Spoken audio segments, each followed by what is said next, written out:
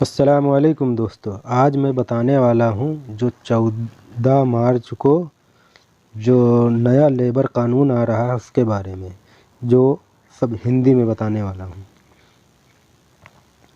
तो सऊदी अरब के मानव संसाधन और सामाजिक विकास मंत्रालय ने मंगलवार को घोषणा की कि ऐतिहासिक श्रम सुधार पहले रविवार 14 मार्च को लागू होगा, जिसका उद्देश्य निजी क्षेत्र में नियोक्ताओं और कर्मचारियों के बीच संबंध को बेहतर बनाना है। सऊदी रोजगार बाजार में दूरगामी सकारात्मक प्रभाव लाने की उम्मीद है। मंत्रालय ने 70 साल पुरानी परियोजना प्रणाली को फिर से जिंदा किया करते हुए 4 नवंबर 2020 को श्रम सुधार की पहल शुरू की।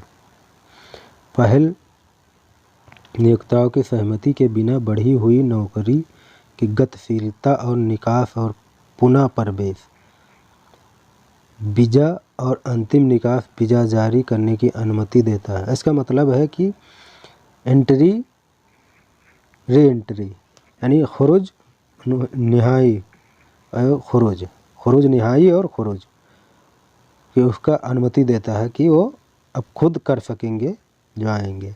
अब ये इस कानून में ये है कि लेबर का और सऊदी सरकार के बीच कॉन्ट्रैक्ट होगा, जो होगा कॉन्ट्रैक्ट होगा। उसके बाद ये सब सेवाएं अवसर और कियुआ ऑनलाइन प्लेटफार्म के माध्यम से उपलब्ध होंगी और जो इसमें से हटाए गए हैं उनका भी नाम है इसमें। उसमें से है ड्राइवर, होमगार्ड, घरेलू कर्मचारी, चरवाहा और माली या किसान। इसमें है 5 लोग इसमें नहीं आएंगे। इस कानून के अंदर ये 5 लोग नहीं आएंगे। मंत्रालय के सूत्र ने पहले कहा कि श्रम सुधार की पहल राज्य के मजबूती आर्थिक विकास के साथ तालमेल बनाए रखने के लिए श्रम बाजार में सुधार के लिए मंत्रालय के चल रहे प्रयासों को जारी रखने के में है। पहल का उद्देश्य श्रम बाजार की प्रतिस्पर्धात्मकता को बढ़ाना है और श्रम बाजार के लचीलेपन और विकास के संदर्भ में सकारात्मक आर्थिक प्रभाव पैदा करने की उम्मीद है और मानव क्षमता और कार्य वातावरण विकसित करने में किंगडम के विजन 2030 के लक्ष्य को प्राप्त करने में योगदान देता है।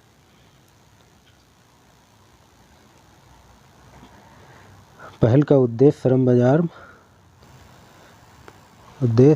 नई पहल नियोक्ताओं की सहमति की आवश्यकता के बिना अपने काम के अनुबंध की समाप्ति पर एक अन्य नौकरी के लिए सेवा के हस्ताक्षर के माध्यम से एक प्रवासी श्रमिक के लिए रोजगार की गतिशीलता की अनुमति देता है। निकास और री एंट्री सेवाएं एक प्रवासी श्रमिक को नियोक्ता को इलेक्ट्रॉनिक रूप में इसके बारे में सूचित करने के साथ आवेदन जमा करने के साथ किंगडम के बाहर यात्रा करने की अनुमति देता है, जबकि अंतिम निकास वीज़ा सेवा प्रवासी श्रमिक को काम के अनुबंध वैध अवधि के दौरान किंगडम छोड़ने के सक्षम बनाती है। वैध अनुबंध यही कि जो कॉन्ट्रैक्ट होगा उसके बाद अनुबंध की समाप्ति के सभी परिणामों को प्रभावित करने वाले कार्यकर्ताओं के साथ किंगडम छोड़ने की संभावना के अलावा इसकी समाप्ति के तुरंत बाद। तो ये रही पूरा हिंदी में, इसको मैंने पढ़कर बता दिया। सऊदी गज़ेट का है। एक खबर यह है कि टीका के हवाले से जो सऊदी अरब के रियाद में 3 स्वास्थ्य केंद्र बनाए गए हैं। बुधवार को कोरोना वायरस के टीका के लिए रियाद में 3 स्वास्थ्य केंद्र बनाए गए हैं। वो आपस में काम घंटे बढ़ाने की घोषणा भी की है। मंत्रालय ने कहा है कि इस केंद्र के अतिरिक्त नियुक्ति उपलब्ध कराई जाएंगी ताकि 24 घंटे के लिए अपने कार्य का विस्तार करने के बाद अधिक से अधिक लोगों को टीकाकरण दिया जा सके। टीकाकरण केंद्र में अल नदवा स्वास्थ्य केंद्र, अल मसाइफ केंद्र और अल जजीरा केंद्र, ये 3 केंद्र अलग अलग जगह पर बनाए गए हैं। मंत्रालय की राजधानी शहर के लोगों को आग्रह किया गया है कि टीकाकरण शॉट प्राप्त करने के लिए सेहती आवेदन पर अपना आवेदन करें।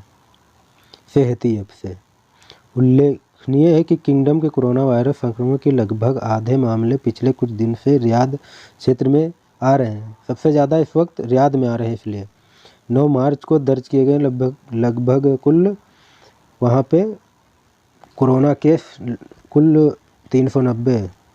रियाद क्षेत्र में 192 के साथ सबसे अधिक मामले दर्ज किए गए।